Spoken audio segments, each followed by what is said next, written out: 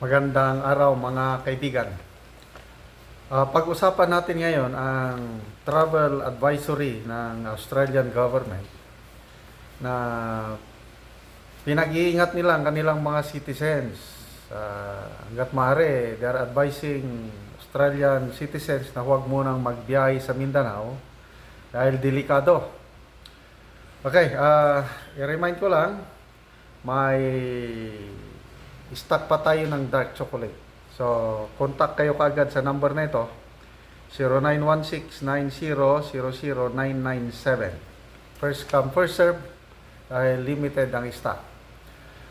Okay, bago lang ako nanood sa live stream ni Jojo Di Guzman, isa sa pinakamatalinong DDS vlogger itong si Jojo. Palagi akong nanonood sa kanya. Napag-alaman ko na merong travel advisory ang Australian government. Una, pati sa Visayas, dahil sa pagputok ng Mount Canlaon, yun, pinag-iingat din. Kaya lang, mas lalo na high level of pag-iingat, sabi ng advisory, sa Mindanao dahil sa terorismo and violent crimes. Okay. So, ako, taga Mindanao. Tagal na ako sa Mindanao. Although Ilocano kami, but we settled in Mindanao dahil maganda ang Mindanao. It's a land of promise. So even after my retirement, Mindanao na ang aking final home. I agree dito sa travel advisory na ito kasi nag-iiba na ang sitwasyon ngayon mula nung umupo ang administrasyong ito. Nagkakaroon ng unrest, ano?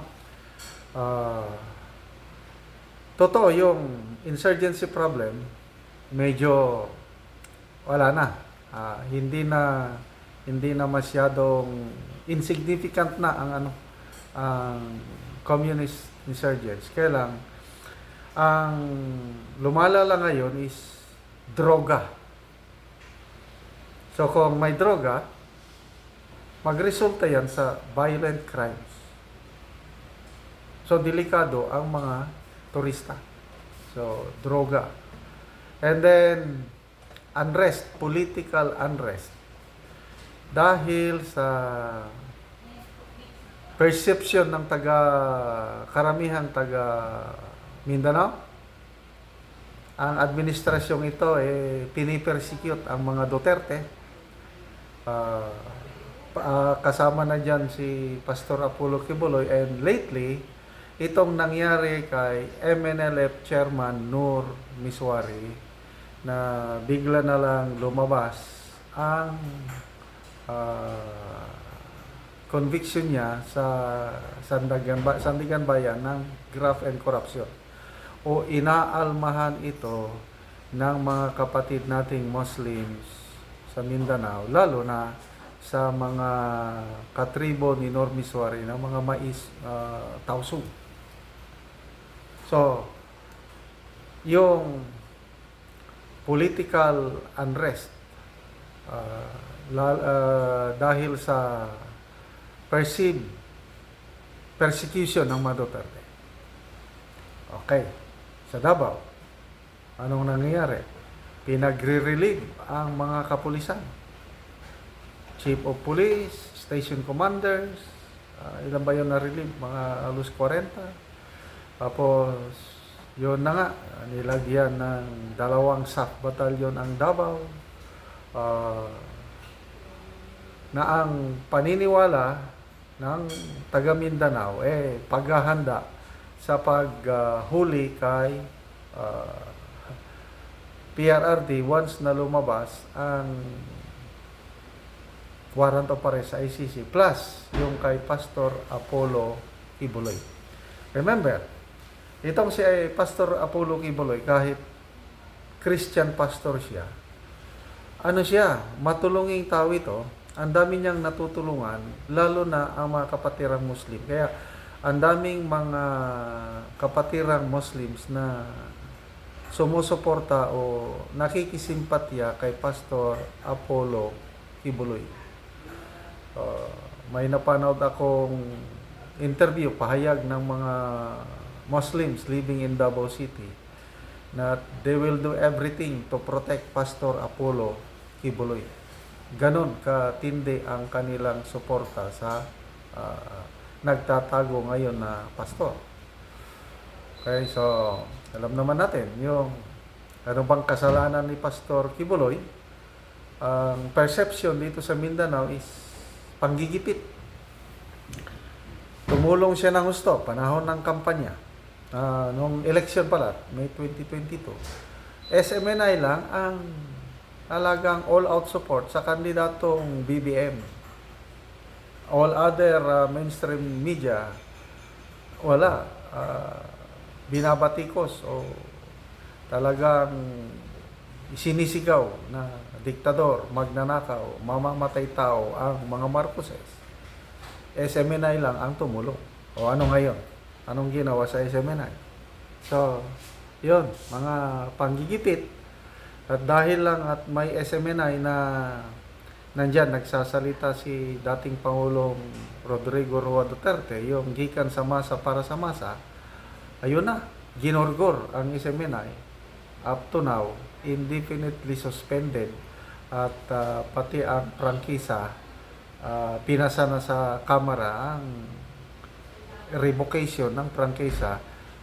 Ano na lang, diyan na lang sa Senado ang desisyon. Okay, so lahat yan nagdadala ng political unrest, lalo na dito sa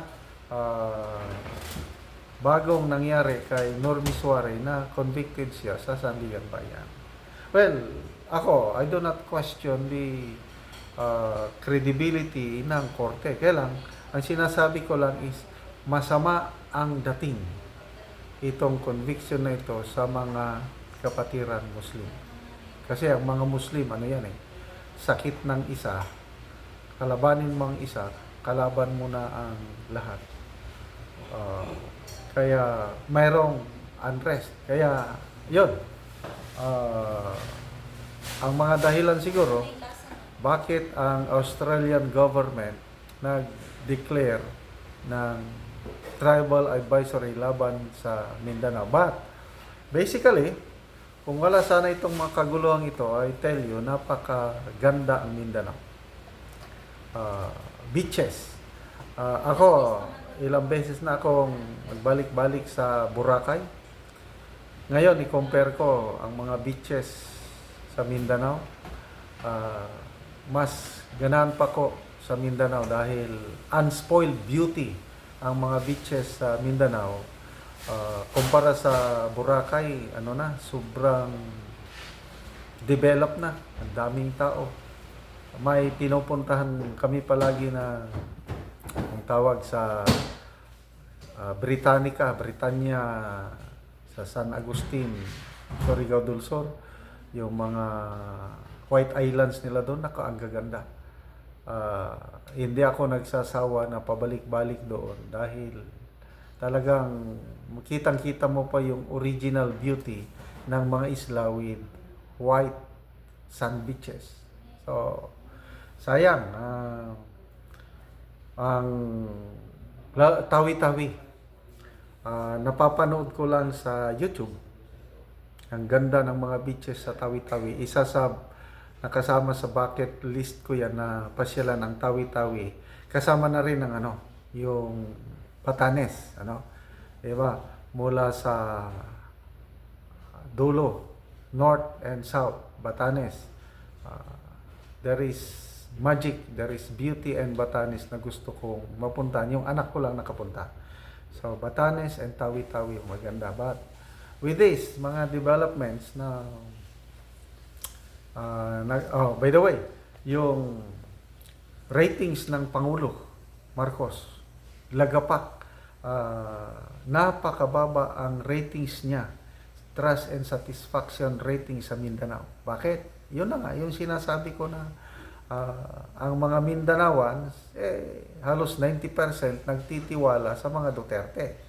So yung 10% na lang, yun na lang naiiwan sa administrasyong ito. Kaya yung magulo, yung political situation na ngayon na lumalala ang hidwaan ng Duterte at Marcos, yun siguro ang dahilan ng Australian government na pinagbabawalan ang kanilang citizens na magbiyahe sa Mindanao.